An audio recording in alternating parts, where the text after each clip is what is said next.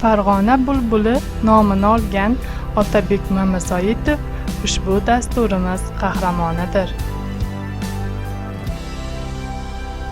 Otabek Mamazoitov, ya'ni Muhammad Zohid 1974-yilning 23-yanvarida Farg'ona viloyati Marg'ilon shahrida tavallud topgan.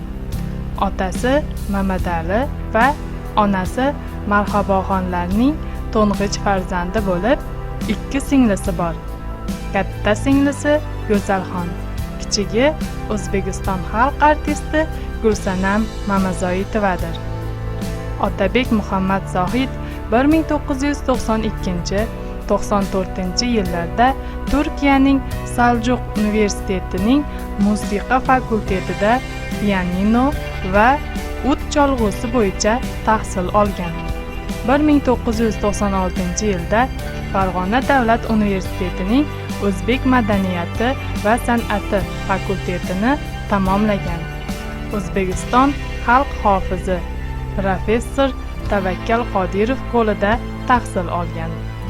Otabek Muhammad Zohid qo'shiqchilik faoliyati jarayonida 1982-1992 yilda o'zbek sahnasida porlagan yulduzlarning qo'shiqlarini ixlos bilan yod olgan. Shu bilan birga repertuaridagi ko'pgina qo'shiqlarning muallifi ham Otabek Muhammad Zohidning o'zidir.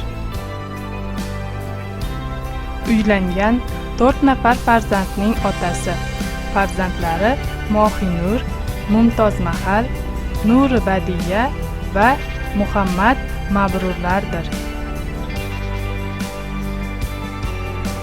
Otabek Muhammad Zohid ijodidan bo'sh paytlarida kitob o'qish, rolikli konkida uchish va oila davrasida bo'lishni yoqtiradi. Gulsanam Mamazoitova mening shu darajaga yetishimda akamning hissasi katta deb hisoblaydi.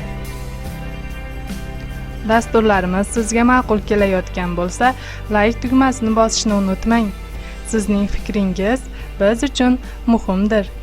E'tiboringiz uchun rahmat.